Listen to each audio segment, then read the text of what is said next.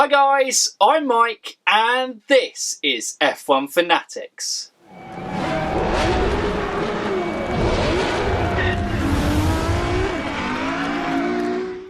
Welcome back to the channel guys. We've got another special collaboration for you and surprise guest today. I don't think you guys have ever made an appearance on the channel before, so clearly first time guests. It's Jordan and Lyle from the F1 Debate Show. So guys, welcome back to the channel.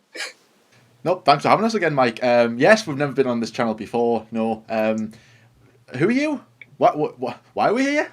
Eh? I'm a bloke like you. I just randomly talk about F1 on YouTube and some people listen, so it's quite nice. Oh, right. All right. I might check you out then after this video. Brilliant. And Lyle, thanks again for coming back. So, we haven't just got together to kind of have a chat and pretend badly that we've never spoken to each other before. We are actually here for kind of like a special collaboration video, which is talking about... We've done a bit of looking back at the last decade. We thought we kind of rounded off that period, but with the Corona break, we've obviously got plenty of time to talk about and look back at the past in F1, which we've done quite a lot on the channel. So what we're going to do, in the past decade, we've each selected a race. I'll leave Jordan and Lyle to introduce theirs when it gets round to them, but we've each selected a race. We're going to pitch that race to you guys, the listeners, and then obviously we'll have a little bit of a debate, but then I'm going to, at the end, leave a Twitter poll once this video goes live, and you guys are going to vote online, and we're going to see who comes out on top with what race. So, we're going to start off with me, because we're going to go in chronological order. So I am the earliest race on this list, and that is, of course, Canada 2011. For me, why this is the best race of the decade, I mean, first of all, it took forever to take part. I think the actual race was about 6 hours in the end, but the kind of, if you've got F1 TV, the actual clip that's left on the website is 4 hours and 27 minutes. I know because I watched it the other day. But it just went on for so long because the rain was so torrential, and all of these races have in common are a wet race.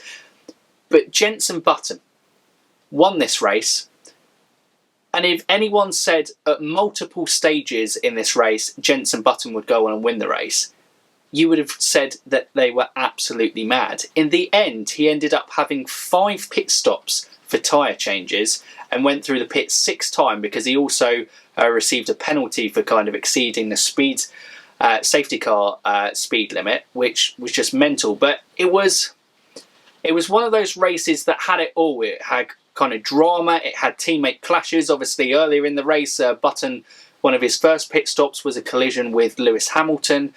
And, you know, obviously a very frustrated and young-looking Lewis Hamilton. Do you remember that kind of skinhead look that he had, guys? With the kind of short shaven now to kind of the kind of dreadlocks and braided. It feels so weird looking back at Lewis and his McLaren days. The greatest comeback of all time, Lewis Hamilton's hair. It was basically crazy there. But Sebastian Vettel, obviously this time was in the times of Red Bull dominance. But the best thing is about races in the rain that it's the great level playing field. You had Vettel storming ahead from the start, but 20 laps into the race, we'd already seen the safety car 3 times. The race started under safety car. There was the collision. I believe it was the Jenson Button Hamilton that brought it out for the first time of the safety car. Then there was another safety car before the race was then red flagged 25 laps in, and that stopped it for about an hour and a half before the then race resumed under safety car for about another 6 or 7 laps under safety car. But there were actually so many good overtakes. Kumai Kobayashi was kind of in hot pursuit of Sebastian Vettel at times, and then Felipe Massa was fighting, and Michael Schumacher in his Mercedes comeback had an absolutely brilliant race. Obviously renowned for being one of the best drivers in the wet. He was superb for long times of the race. He was running through the podium positions, and we always say that rain is that great leveller. It kind of puts the driver skill to the ultimate test and ultimate balance, and it really kind of showed off in this race. Massive highlight for me was having Michael Schumacher, Mark Webber and Jenson Button battling right at the end of the race. That was an incredible fight, and Jenson was fourth at that stage, and going, well, if he takes past these two, that'll be brilliant. What a race. Jenson coming from the back of the grid after his final pit stop to come all the way up to being in second position. What a great race it is. But no, the massive climax to this race, Canada 2011, was Jenson Button on the last lap putting enormous pressure on Sebastian Vettel, a kind of joke that's probably come for the latter part of his career with Vettel spinning again. But he spun out on that last lap, leading Jenson Button after this mammoth of a watch-along, again, winning the race. I mean, it was just... I can't actually tell you how Jenson Button won that race. I'm still watching it multiple times. I'm like, how does he kind of work his way through the field? But he just managed to be on the right tyres at the right time.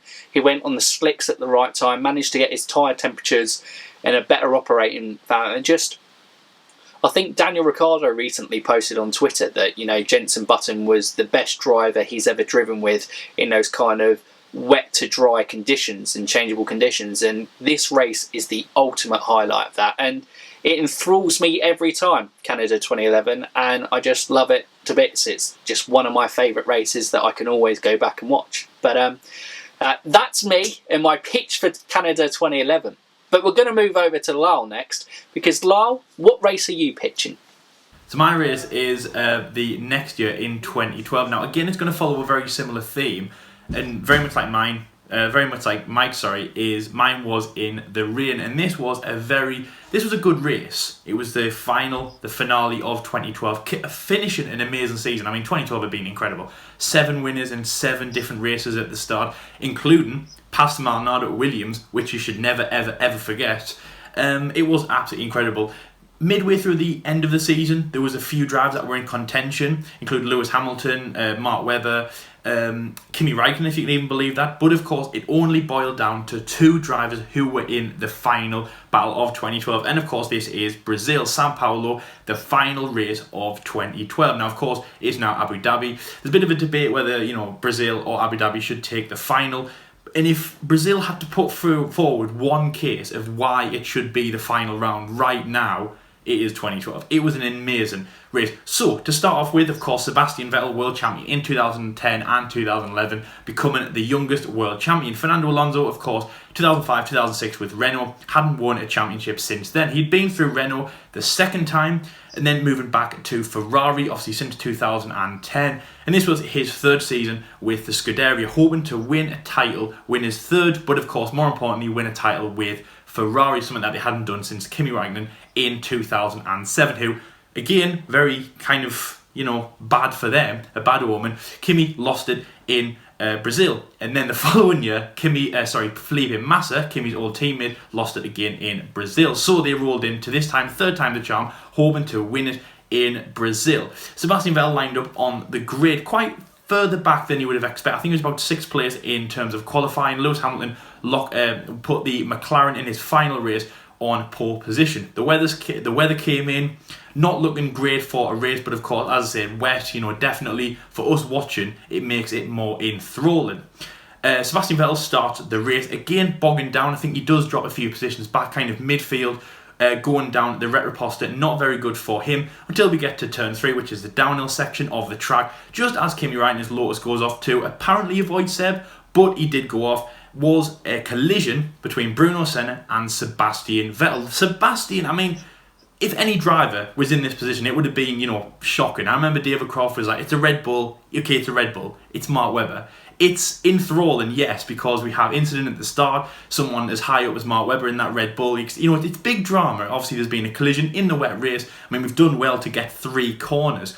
But it's not just Mark Webber. It's Sebastian Vettel. And the shock of David Croft's voice when it goes to this moment is absolutely incredible. It's Sebastian Vettel, the man who is leading the World Championship, the man who could win the World Championship right now is now spun. He's been collided with Bruno Senna. He's spun, he's facing the opposite direction, drops all the way to the back of the field, and it's crazy. Half of, I think, Sao Paulo and half of the Formula 1 world is screaming inside, Sebastian's span, he's not going to get this back. And of course, half of them are, elated for Fernando Alonso, because the permutations would have worked for sure that if Sebastian retired or finished outside the points in that race, then Fernando, if finished in the points, he would have won the World Championship. Now again, Sebastian drops to the back of the grid, which good decision from him.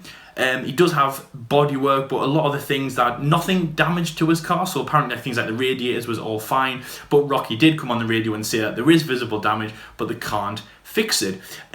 So I'm just going to stick firstly with Sebastian's story, then I'll kind of pick a few other moments out of the race which make it good. But from Sebastian's point of view, amazing.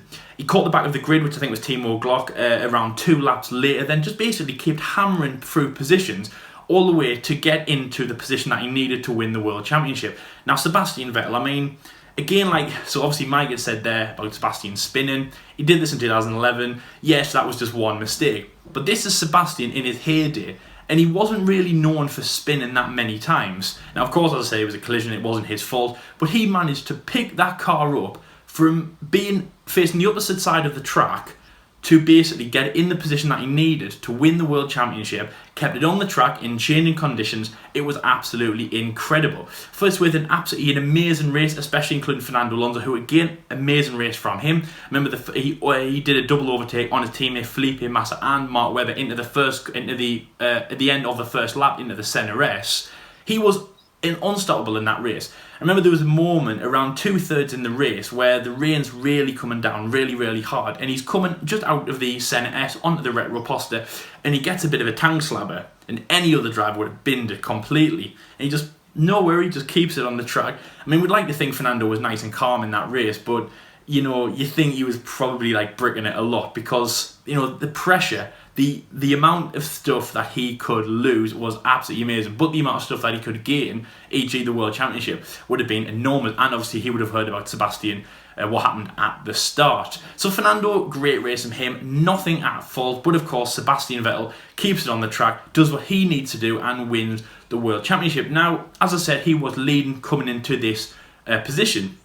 He would have won the race if he finished on the podium. If he finished on the podium, Fernando Alonso had to win the race, and of course if Sebastian won the race, whatever position Fernando finished, it would have been over. So the cards were stacked in Seb's favour, and if anything else, if it was another race, like if it was a 2013, for example, when he won the World Championship in India with, to be honest, no problems whatsoever. And if he won it in 2011, if it was something like that, he just would have walked it. It wouldn't have been a problem. But the way that he did it was amazing. And again, if anyone's going to think Sebastian is not a good driver, you have to keep to think of these little moments why he is. And Brazil is definitely one of those moments. An incredible drive from Sebastian. You could definitely stamp your authority down and say no other driver in history, or very few, would have done a drive like that. They would have spun at the start, collision with Bruno Senna, and yes, okay, fair enough, they might not have retired from the damage because of course the car wasn't really damaged. It is a Red Bull, reigning World Championship car and reigning World Champion, probably would have kept it on the track, but they wouldn't have got to the position that they needed to in that race. Obviously throwing in loads of safety cars, throwing loads of drivers binning it, including a very big one from a certain German who we mentioned in, we're going to mention in a little while, obviously Jordan's race. It was an incredible race. One of the best things about that race, I think, was that German driver who I've just mentioned there, Nico Hülkenberg, who got his first pole position of the only real thing that he ever did in his Formula 1 career 2 years ago from this moment, back in 2010 Brazil when he got a podium with Williams, was actually leading that race. And forget about the first podium, guys. Nico could have won his first ever race at this moment, and it would have rewritten history completely. Nico Hülkenberg was actually leading the race for a good few laps, overtaken Lewis Hamilton, who was the leader of that race at that point, and he was leading, and it was crazy. Nico was about to win a race in a Force India as well. That moment was great. Now, if you weren't glued at the back of the field or the midfield where Sebastian was at this point, then you should have been watching, as this German driver could have actually won a race. Of course, people tipped him to do massive things. He still kind of was on the down stretch of that podium, of that pole position, but obviously again he hadn't really achieved what he needed to. He was leading the race and he was about to win, and that would have changed everything. Nico would not have been this kind of laughingstock that he used to be at Renault before he retired. But anyways, he was about to win the race. Should he have? I'm going to say yes, because I think he deserved it. Did he? No. He collided with Lewis Hamilton going into the Senna S. Double disappointment because obviously Nico Hülkenberg doesn't win the race. And as I've just said there, Lewis Hamilton, who had a stellar weekend, pole position in his McLaren for the final race at the Woking-based team, retires out of the race. They collide and it's over for them. Race winner we never got to see. Lewis Hamilton, final race, was about to be a win and it wasn't. It was robbed from him. Jenson Button obviously went on to win the race. There was a safety car for the last few laps. Paul di Resta put it into the wall, coming into the penultimate corner, which basically put out the safety car. There was no other overtaking on the track. I think second place, I think it was Felipe Massa. I think he was very close to overtaking Jenson at that point.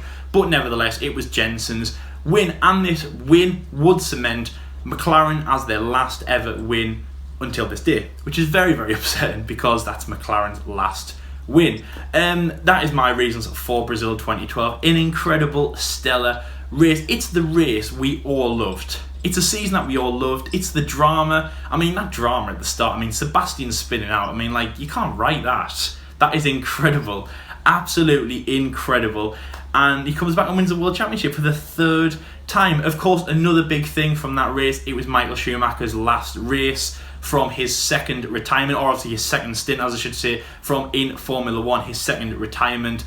Great race from him as well, of course, in the Mercedes car. His last race with Mercedes, as I said, Lewis' last race with McLaren. Of course, Lewis takes Michael's seat. I remember as well, obviously Michael and Sebastian, getting very friendly at the end. Pictures of them hugging and things are incredible to see. Obviously, two German world champions. It's absolutely incredible.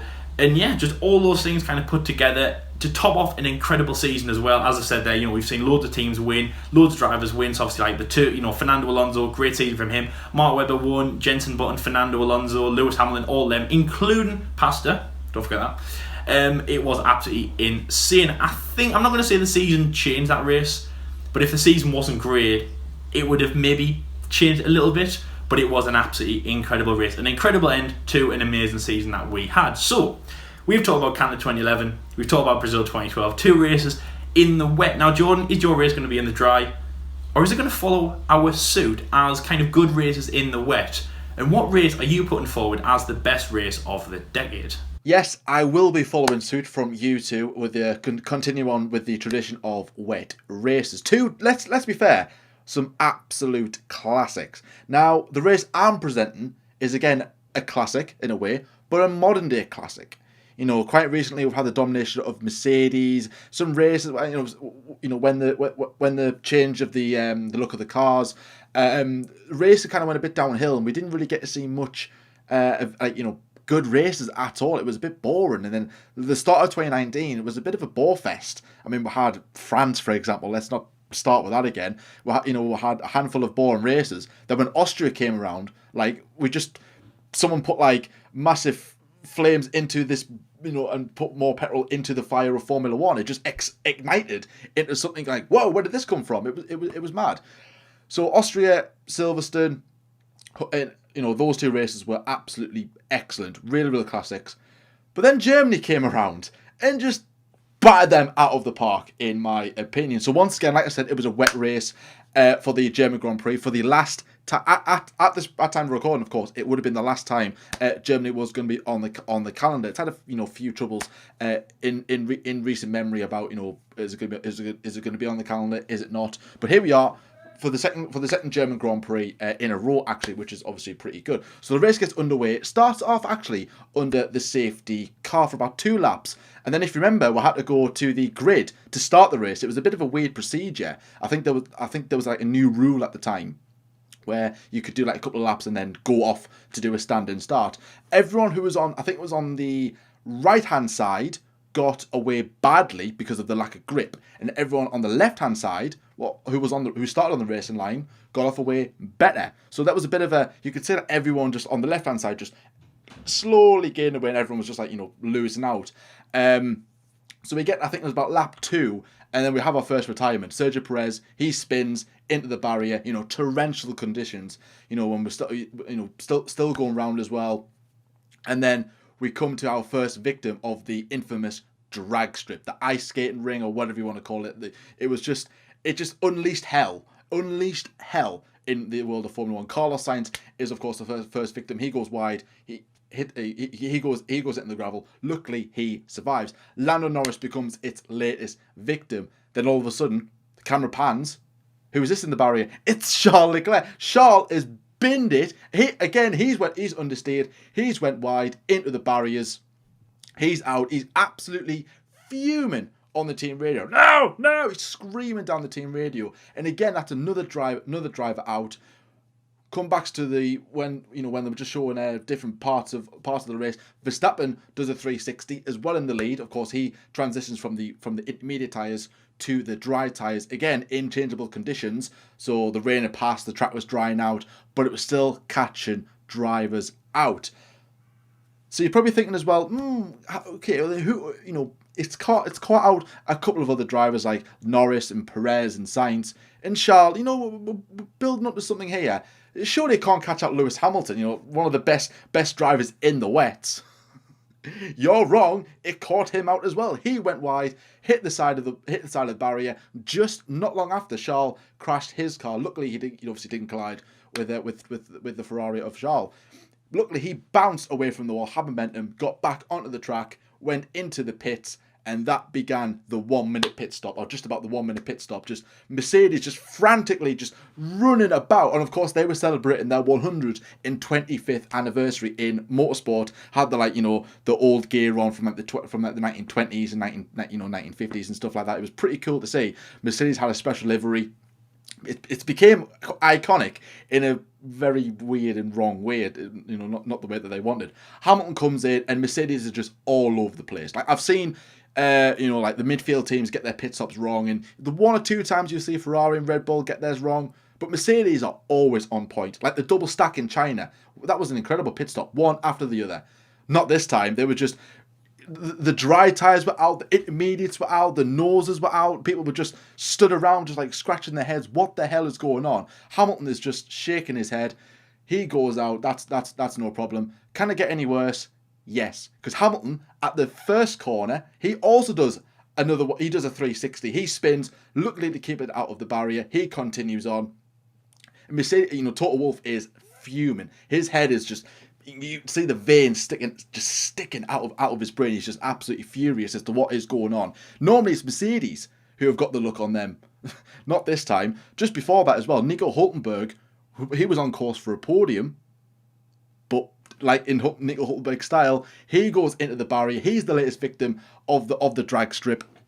Once you go off track onto that drag strip, you're in the barrier, son. You have had it. And then that infamous image of him just sitting crouched over, he could have got a podium. And he's just like, a lot of people are saying that's the moment when Hülkenberg F1 career kind of ended. If he got the podium, he could have been there, for 2020, but he didn't. And that's kind of one of the reasons why he didn't get the drive for 2020. So one Mercedes has spun at turn 1. Another Mercedes spins at turn 1. However, this one isn't so lucky. It's Valtteri Bottas. He spins it, hits the barrier, and he is also out. And Toto Wolff is just banging his fist against the table, like in typical Toto Wolff fashion.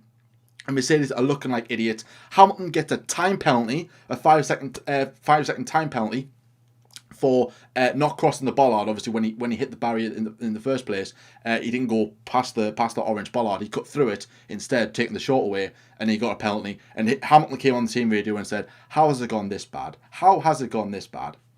Well, it's just one of the things. Further up front, Max Verstappen was cruising. It wasn't really a battle for the front. It was just everyone was going off. Everyone was spinning. Everyone was just. There was just. 1 minute it was dry, then it was wet, then it was dry, then it was wet. Nobody knew what to do. Racing Point gambled on the softs. Stroll came in, changed from intermediates to softs. He went back out and gambled. It looked like it had paid off. Like I said, Verstappen was away. Gasly and Kvyat and Lance Stroll battling now for P2.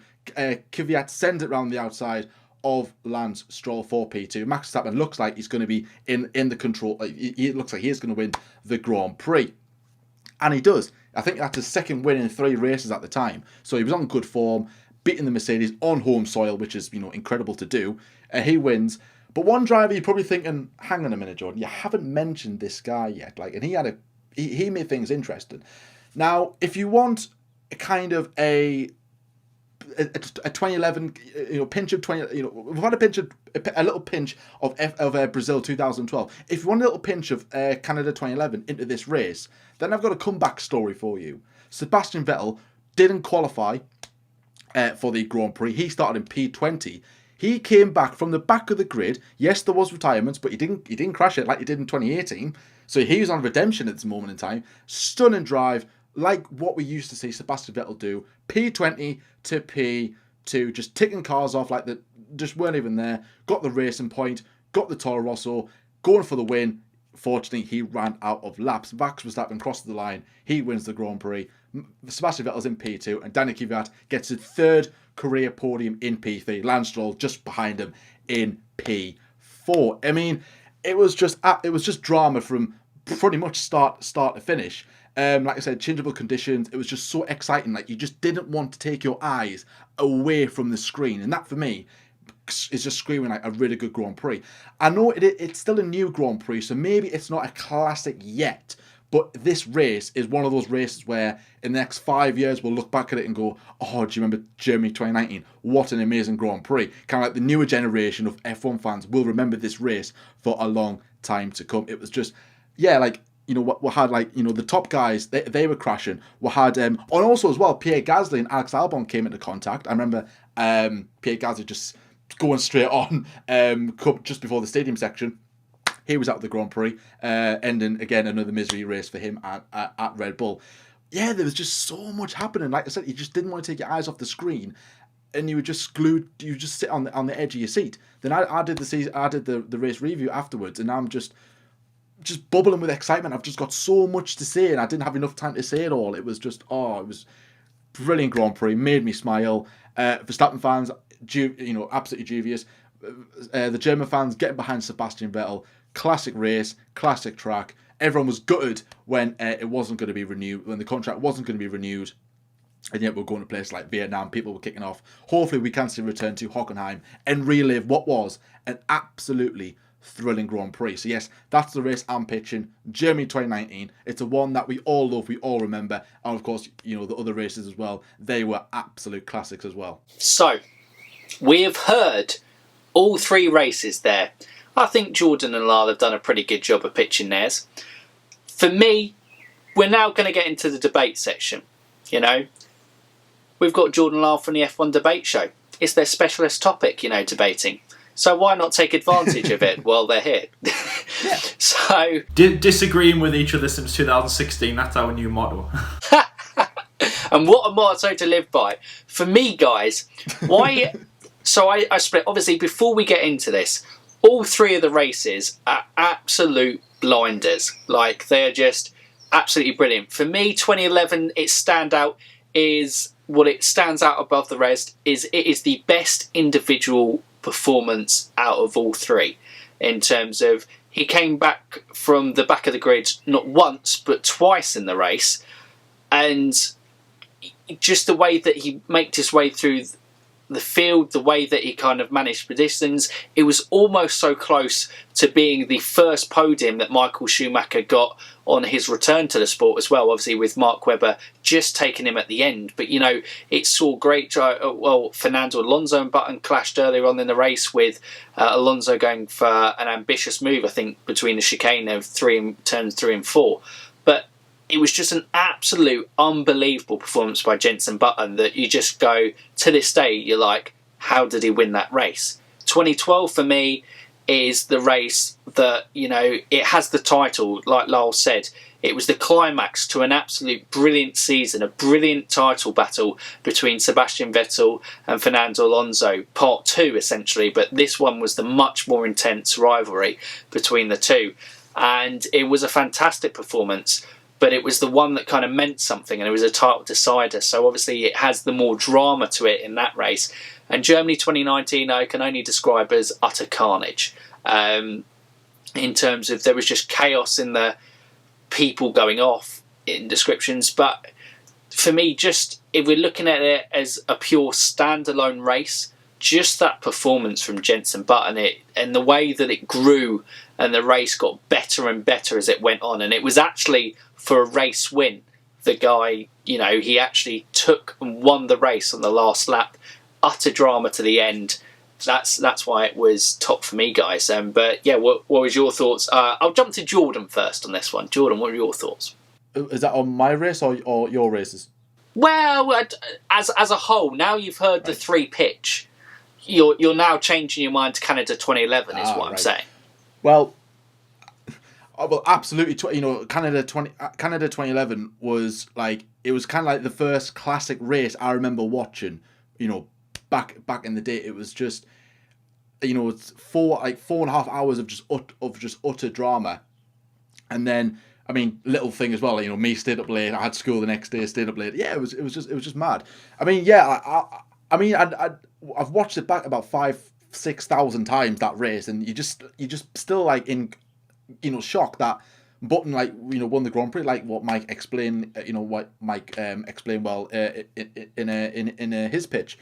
But I mean, like, Jenson Button, he is one of the best in the wets, and a lot of people that goes over people's heads in some aspects. Like, not a lot of people kind of rate Jenson.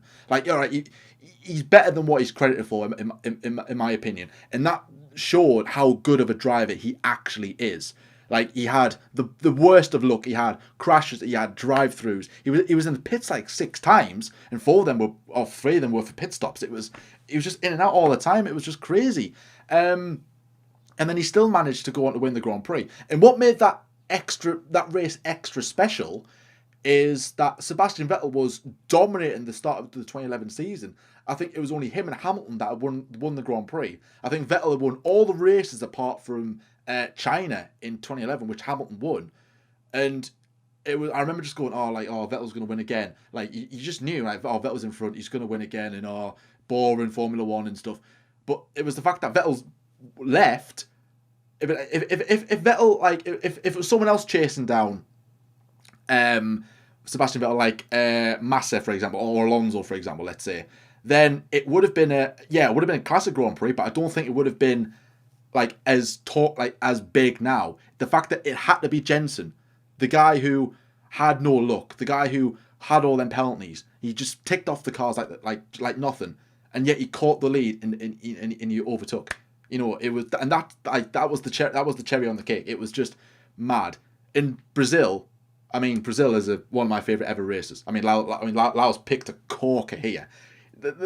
Any race with a title decider is going to be a good race. Like Abu Dhabi 2010. Not much drama, but still, you're on the edge of your seat all the time. What's going to happen? Who's going to win? Who's going to finish where? Because that season was so unpredictable. Same with 2012. Like, it was anyone's title. It could have been Hamilton's at one stage, could have been Button's, but of course they kind of dropped out towards the end, and it was just down to 2 guys. Traditional red or blue. Alonso or Vettel. And yeah, it kind of like Canada 2011. You just couldn't write that it was going to be Vettel that was going to spin. Anyone could have done that. That had never happened to Vettel, as far as I'm aware, at any point in his career before or since. It was only that race he got hit, spun, facing the wrong way. Like, what? What's the chances of that? It was just mad. And Vettel, in Vettel style. And if anybody, like the newer fans, like we've mentioned before, Vettel spins again, Vettel's not a good driver. Show them Brazil 2012. They might change their mind. And look at Vettel, what a driver he was. And the Red Bull car was not the best, in my opinion, in 2012. The McLaren was. The Red Bull wasn't the fastest. It was just the more consistent. And that's how Vettel got up ahead.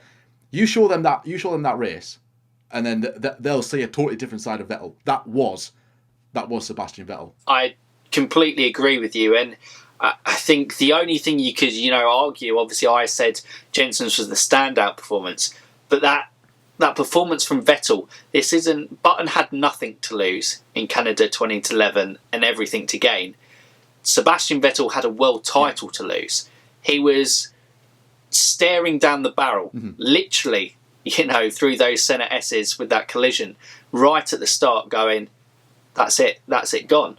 But to dig deep and look, Sebastian Vettel, for whatever you think of him now, is one of the kind of greatest drivers, certainly of the modern era, to grace the sport.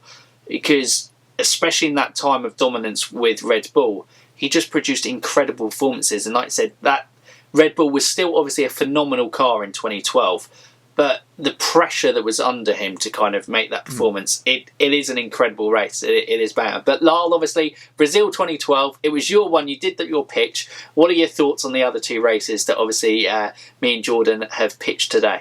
Well, I mean, Brazil 2011, Jenson Button, absolutely incredible drive. To me, that was the best thing he's ever done in his career. And I say that even over his World Championship. Because with that, I mean, I don't know, that was just all a different story. And yes, okay, he might have had the best car to win. He had the best car, obviously, the Pro in 2009, to win the World Championship. But that McLaren definitely was not the best car in that race. Just there was no buzz around Jenson winning that race at all. And all the time you saw him go through that race, all through the safety cars and the pit stops, and of course that collision with Lewis Hamilton, I think that one was the main one that kind of tips it off. Once you saw that, and also Jordan, once you probably saw it because you were a fan of Hamilton then, you probably saw it and you were like, I don't want Jenson to win now. I mean, of course I want McLaren to win, but you know, he collided with Lewis Hamilton, one of my favourite drivers. I was gutted. I was fuming with Jenson because Hamilton was my driver back in the day. I wasn't really a Jenson fan until recently, so I was fuming with Jenson. Yeah, I mean, it was a bad collision. On the radio, they were just like, what the hell's going on? I think, like, I've forgotten what the exact words were, but it's like, didn't give us enough space or whatever, and Lewis kept his crash helmet on, which is kind of a symbol from a driver that they're annoyed about a decision. You know, they're annoyed about what happened colliding with Jenson. Of course, you don't want to collide with your teammate. And apart from, I mean, that was an ugly side. I think sometimes people kind of forget about that, you know, that he did collide with his teammate. It probably wasn't the best move, and I wouldn't say it was because Jenson was ferocious. It was just kind of an unlucky situation. I say nothing went in Jenson's favour in that race, but the way that he just kept it on the track, and that's the main thing that we're looking at. And Mike, you said that, you know, quickly there about like Fernando Alonso just spanning in the chicane there, you know, binned it. I remember Mark Webber on the restart. I think he got a tip back. I think it was either Nico or Michael in the Mercedes, and again Mark Webber span it, and nobody did that apart from Jenson. And Jenson, I'm like, towards the end of the race, yes, Sebastian Vettel would have felt pressure. If anything, he'd felt more pressure, or the most pressure in the race, because of course he's the reigning world champion, and he's most likely leading the world championship at that point. He's about to win the race in a hectic race.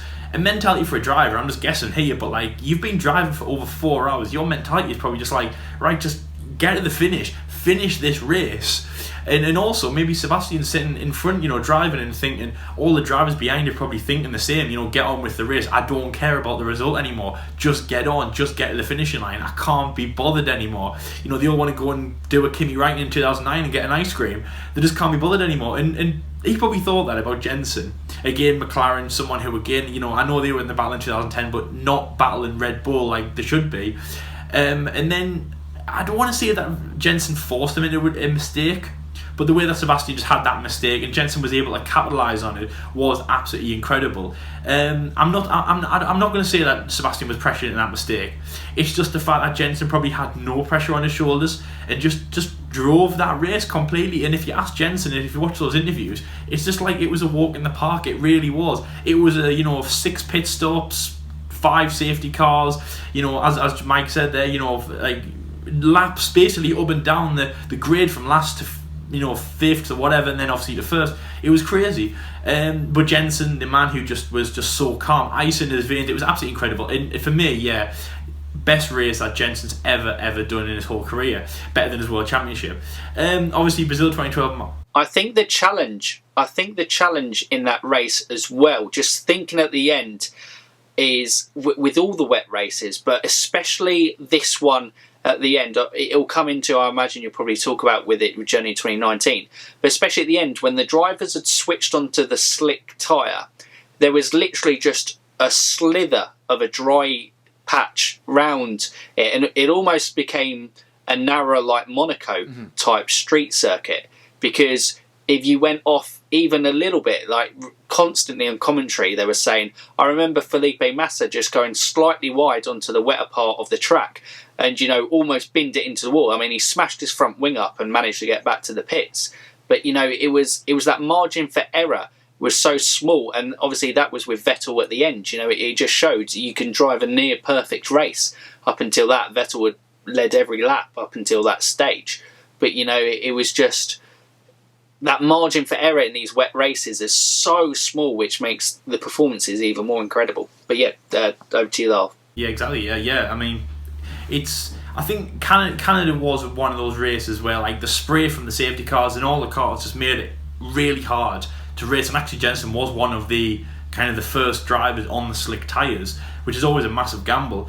And obviously Canada it's not a street circuit, but obviously it's very tight, the massive walls. Sector 1, obviously the world champions, of course, very famously, the massive brick walls that you can bin it very easily into. And Fernando Alonso, for example, when he spun at the chicane, if it was any other circuit, like Paul Ricard, for example, with just mountains of just areas where you can, there's no barriers, no nothing, he would have been able to keep it on. But because, on that one, I don't know what the corner's called, but of course that's also the chicane where Sebastian, obviously last year's Canadian Grand Prix, was given a 5-second penalty.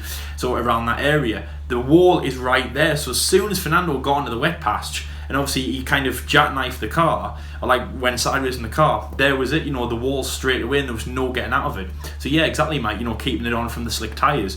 And obviously Brazil 2012, I mean, my favourite race because of just the battle between the two drivers. And I know Jenson was a bit of an underdog in Canada, amazing single performance from him, I completely agree, but that Brazil was just a battle of two super giants in the sport. As John said, red and blue, fire and ice. It was incredible. The race was just absolutely incredible. You couldn't expect what happened to Sebastian. It was absolutely insane. Nico Hülkenberg as well. I mean, to me, probably one of Nico's best races of the time. Kind of mentioned him the most. So he could have won in that Force India. Jenson win that race as well. So obviously it's kind of two races that Jenson's won now. Obviously Germany, Canada in this one. Not so much Jenson kind of deserved that win, but it was good to keep it on the track. It was just incredible for those two drivers, and also mainly Fernando Alonso. I know obviously I wanted Red Bull to win, but Fernando Alonso winning that race, he'd given everything, not just in that race, but in that entire season. And that Ferrari was terrible. It was not a good car at all. I mean, look at Felipe Massa, for example. If you need any kind of, Felipe, he did a crap race. He did a crap season in that car. So that's kind of an indication of why that car was not very good. And it was not championship level material. Fernando Alonso pulled everything out of the bag to win that race. There's a shot of him at the end, kind of just with his visor up, watching Sebastian celebrate. It just shows the sadness in his eyes, that he didn't win that race. And also, I think that was kind of the change of Fernando. Everyone says that he's cocky and that he's not one of the greats. And he's a bit too big for his boots, and he wasn't great towards the end, and he's not a great driver. And obviously, I don't think he's one of the greatest of all times, but I think he wasn't up to that level. I think Renault, yes, he was good. There was bits and bobs around that time. Ferrari, he was good. 2012, he was incredible. And I think Brazil, just after he lost that race, that was the decline in Fernando that we're all talking about. So, for example, his last 2 years with Ferrari, his McLaren days, obviously where he really kind of not dropped in, just he didn't. There wasn't excitement to watch Fernando anymore. But in 2012, there definitely was. The last chance to win the World Championship, and to me, one of Fernando's kind of last great moments in the sport. I can't remember apart from when he maybe kind of.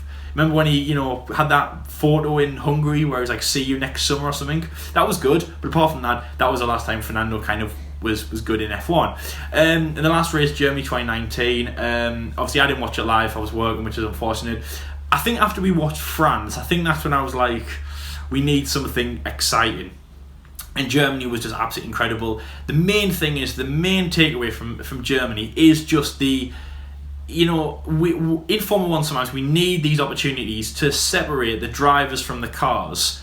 We all know Mercedes are going to win because they're the most powerful car. That's just a fact. And yes, of course, Lewis might not win in a, that's elementary school Formula 1 battling. Like literally, you could go to any school right now and have an argument about when would Lewis Hamilton win in a Williams or something. It's boring.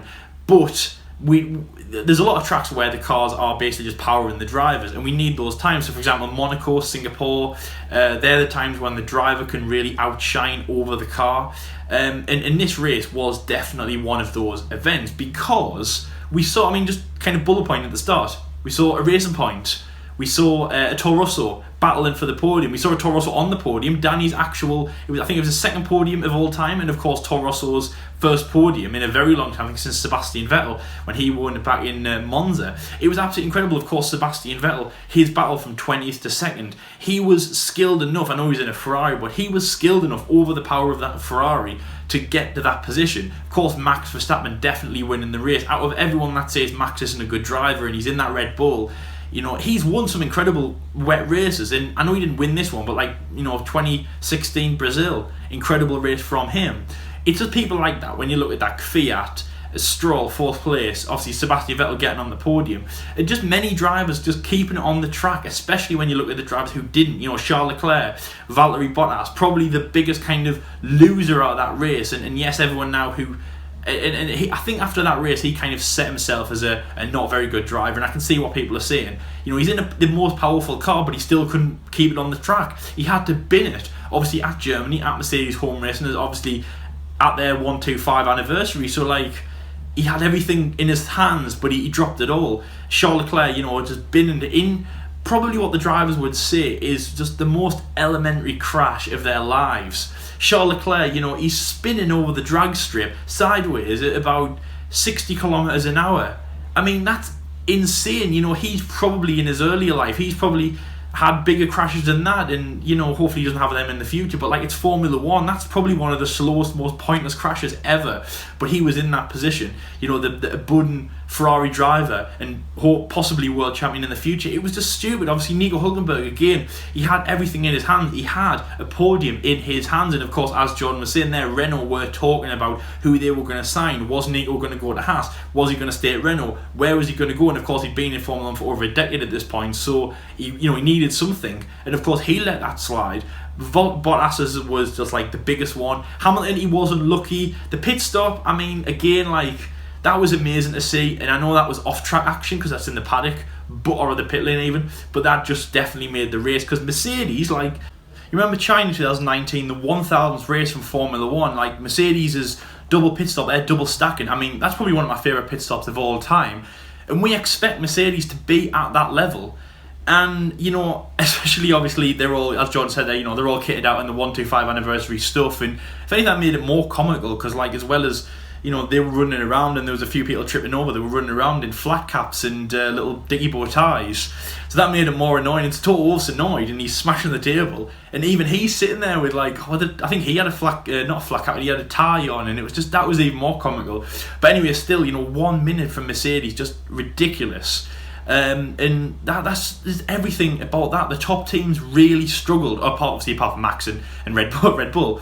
But the top team struggled. Ferrari struggled again, not Seb, Charles, and it just showed that, you know, the smaller drivers who, yes, okay, fair enough, in a dry race they wouldn't have a chance, or the midfield chance, and they would never have the chance of getting on the podium, for example, or battling for a podium position.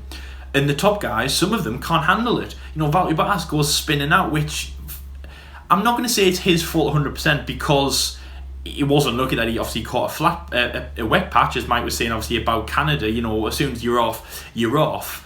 But there's no one else to blame really for Valtteri. Now I know obviously turn one in Hockenheim, a lot of the drivers obviously test how fast you can take it. A little bit like when we went to 2016 Silverstone, Jordan and me, we were at Abbey. Again, a corner where you can take it flat in the dry, and obviously you can't in the wet. And again, a lot of them were testing it in the wet. We saw people like Fernando Alonso spin out, Pascal Wehrlein who binned it, and things like that. So he was obviously trying full speed, didn't work. He caught the curb, but there's no one else to blame. So yes, Valtteri, you know, you did crash out, and yeah, unfortunately it's your fault. It's one of those things as an F1 driver.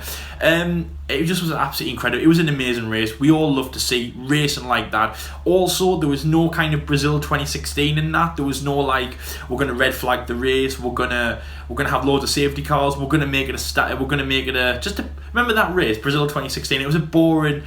No, it wasn't a boring. It had the effect of being a boring race. The FIA were trying to make it more of a safer race. In Germany 2019, they just let us get on with it. So yeah, I agree, it was one of my favourite races, definitely one of the best races. And that's another thing as well, John, I completely agree with. You know, you said it was last year, and we're not even a year old in Germany yet. And that's the thing, it's like in every sport we always talk about the best the best sportsmen are always from the olden days. And sometimes you think, no, not really, because, like, for example, I mean, of course, Michael Schumacher, most successful world champion, and Ayrton Senna, Alain Prost, and all those people, but there's people here who have the credentials to be better than them.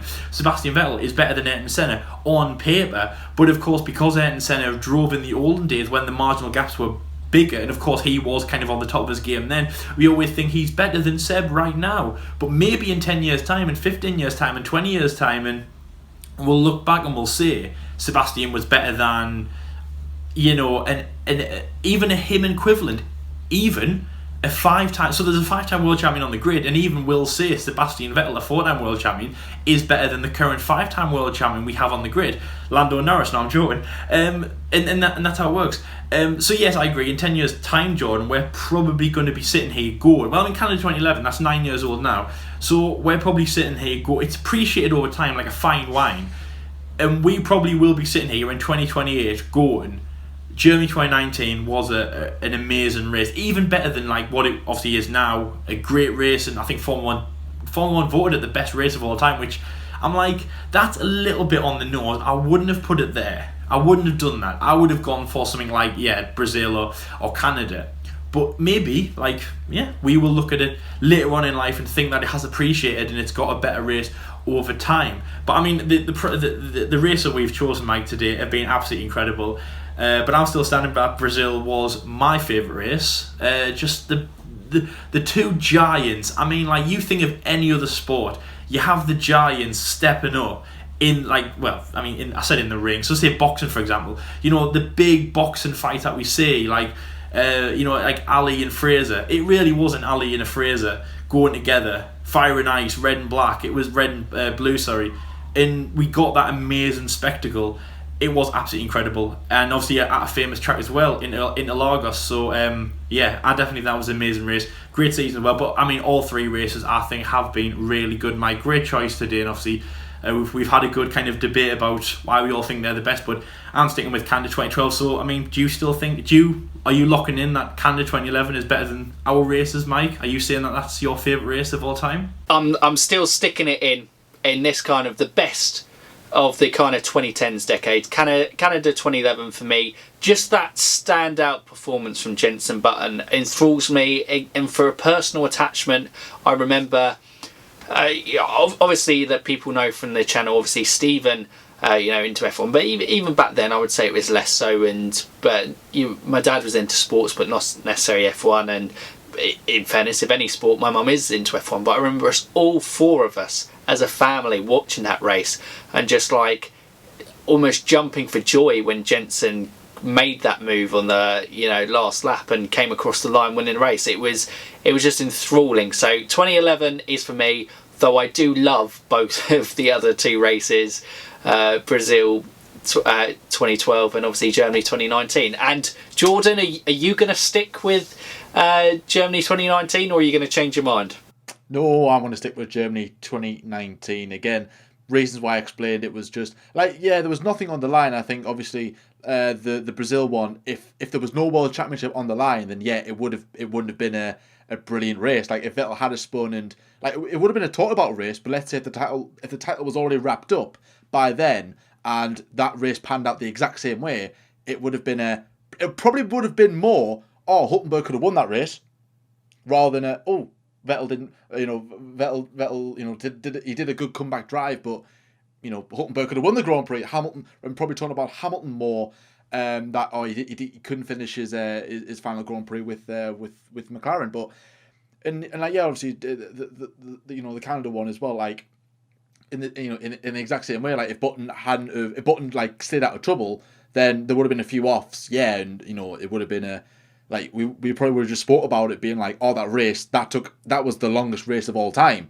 But if Button hadn't have, you know, got into trouble with anyone or didn't get any penalties, it would have just been that race was just really long. And yeah, I remember that. Yeah, I was gonna say, Jordan. Yeah, if Button hadn't, yeah, if no driver really did a standout race, and even if Sebastian just won that race, if we were just remembering that race for being so long and so many red flags, would we even say that was a great race? Or like, where would you stand there? Obviously, we still have the torrential rain and the red flags, and yes, we still have a few offs, let's say, so like, you know, Fernando bins it.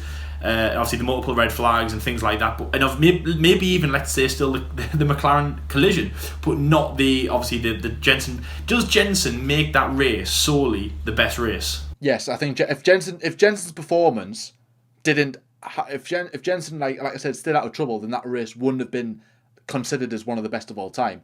If yours, Lyle, as well, Brazil, if there was no title, that race wouldn't have been considered as one of the best of all time. Now, with my race, there was nothing on the line at all, but there was just cars like everywhere, just left, right, and centre. And also, add to the drama, both Haas's got demoted after that race, promoting Hamilton to the points, and Robert Kubica, who scored Williams' only point in that race in the season as well. So again, and there was drama after the Grand Prix as well. But the thing is, Jordan, it's like, if there's been many times where we've had boring FA Cup finals, European. I mean, you remember actually, as an example, I think it was 2018's Champions League game, 3-0 against obviously Real Madrid, Liverpool. What I would say was a boring game, but it's still a championship on the line. And obviously we've had like many boring kind of championship events, where like the titles have been on the line, like Super Bowl games and things like that, and World Cup finals. Like even again this World Cup final, France and Croatia, it wasn't the most entertaining race, but it was because it was France and Croatia for the title, and that's what made it entertaining. It's just because there was a title in the way, and every single lap we were talking about, this is the permutations, this is Sebastian Vettel's chance, this is Fernando Alonso's chance, and we were keeping up to date with that. So I agree with you, Jordan, it wouldn't have been great if there wasn't a title on the line, but that being said, there was a title on the line, and that's what made it just the most entertaining race, because every single time you were enthralled in those two guys, and it really was absolutely incredible. And of course, the drama at the start, which even if the drama didn't happen, I still think you would have kept your eyes on them. But of course, that really did put the cherry on the cake. Oh yeah, like I said earlier as well. If it never happened to Vettel before or since, and it happened on that race, and he spun on that particular Grand Prix, and it just made it even better. That it was like, oh, Alonso's going to win this. Or hang on a minute, he's not out of this one just yet, because Vettel's making gate, he's gaining with damage in his car, and it just added the whole skeptical, because he can have boring race finales. Because let's say for example, like take that race for instance. Let's say Vettel was on pole, Alonso was second, and that's how it finished till the end. Then you would go, oh yeah, Vettel won the title, but the race itself was boring. Like there's got to be like little elements in that race as well, and that's what made Brazil an absolutely brilliant Grand Prix. Is the fact that there was a title on the line, which helps, but it also as well that also could have been a potential to be a boring race, but it wasn't. Vettel spun, and once that moment happened, we knew. I think when Vettel was facing the wrong way, we went, we've got a classic on our hands here. It was a little bit like Spa 2012 or Belgium 28 or Spa 2018. When something like that happens on the opening lap, you're like, that is, it was absolutely incredible. But that's the thing, that we still would have remembered it, and it still would have been a classic, because I was about to say that, Jordan, people class India 2013 as a classic race. Nothing happened in that race, but Sebastian obviously won his... The only thing I remember from India 2013 was... the donuts for Sebastian Vettel, and that's it. So, but Brazil was absolutely incredible. But that's a great 3 races. Like I wouldn't consider India 2013 as a classic race. I wouldn't consider Japan 2011 as a classic race, where Vettel won his second title. You know what I mean? So you can't have boring. To be fair, there was only him. To be honest, you know what I mean. But that's just kind of the point I was trying to make. You can't have boring kind of title battles. But obviously, to be fair, there was no one challenging Vettel between in 2011 and in 2013. But no, at the end of the day, I'm sticking with Germany. I mean, I think a lot of people will choose your races well over mine. Maybe some of the newer fans might choose my races, but certainly if I choose, I would choose Brazil 2012. Definitely. Oh, I would choose Brazil 2012. I would choose Brazil 2012. He's changed last minute. It's gone. He was sticking with... No, I am still... Germany is my race, and I think it has the potential to maybe shock a few people and maybe cause a few arguments, because remember, when F1 did a poll to decide what was the best race of the decade, Germany came out on top. So it might do it again. That was a surprise. I was shocked. I think it was maybe because it was so fresh in everyone's mind, but that does create the kind of confusion, as you were just saying there, Jordan, about like it's fresh in everyone's mind, so we all love it, but it hasn't aged like other races. So I think it needs time. I know it sounds weird, but like I know it sounds weird, but I think we're gonna have to like wait a few years to kind of find out, do people still love Germany? You know what I mean? I know that sounds weird, but we'll have to wait. Yeah, I completely agree with that, Lyle. In terms of it is almost too soon, because it's obviously the most recent out of all of them. We kind of can get excited about it and be like, oh wow, remember that, because everything's so fresh in our minds and we remember the incidents and the chaos. But we could literally talk about this for hours. But it's been an absolute brilliant discussion, guys, and I hope you guys have enjoyed watching this at home. It's always great getting together with both you, Jordan, and Lyle, and it's nice, obviously, in this kind of Corona break to kind of sit and talk F1, because it's something that we miss a lot, and it's nice to kind of have a discussion about these things. But guys, we're now going to throw it back to you. I'm going to leave a Twitter poll, so once this video's gone out, I'm going to, I'll send it out at 7, so I think it's around about probably an hour this episode will be. So after the video's been watched, you guys can go and vote out on Twitter and vote who you think race was better. My race, Canada 2011, Lyle's race, Brazil 2012, or Jordan's race, Germany 2019. And it'd be fascinating to kind of see the results of that. But Jordan, Lyle, thank you so much for coming back onto the channel. Thank you. No, it's been a pleasure, mate. Yeah, really enjoyed it. Anytime to get together. In terms of Formula 1 getting back, we hope that Formula 1 comes back soon, which obviously in Austria, it's not too far away. But we hope that we get back to some incredible races.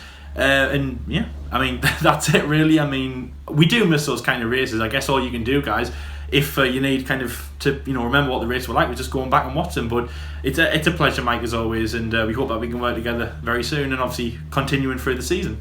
Yeah, cheers for having us on, Mike. Really do, it's nice to have like a good debate about the good old days of when we used to go racing, and even further beyond that as well. So yeah, it's been an absolute pleasure as well. And of course, if you're new to Mike's channel, go and click him a subscribe. If you're coming over from our channel, drop him a sub as well. You really do enjoy his content, and obviously we enjoyed collaborating with him today. Thank you guys again, and I can only obviously reiterate that in terms of, if somehow you come across us before the F1 debate show, please go and check them out. I will obviously leave a link to their channel in the description below.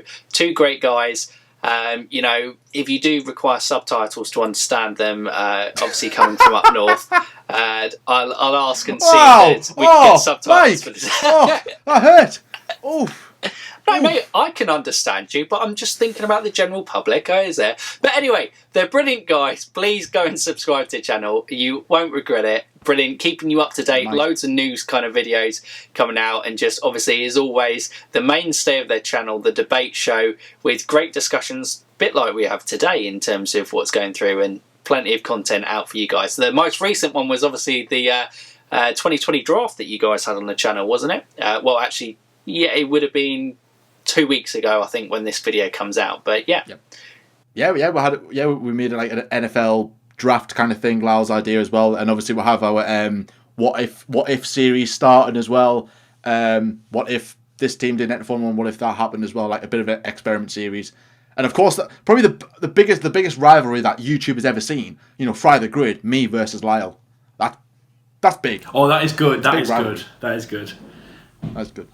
Well, that's surely worth a subscribe on its own. But anyway, guys, we'll round up this video. We hope you have enjoyed it. And if you are new around here, don't forget you can subscribe to our channel as well. Click that bell notification. But for now, you F1 fans, keep racing.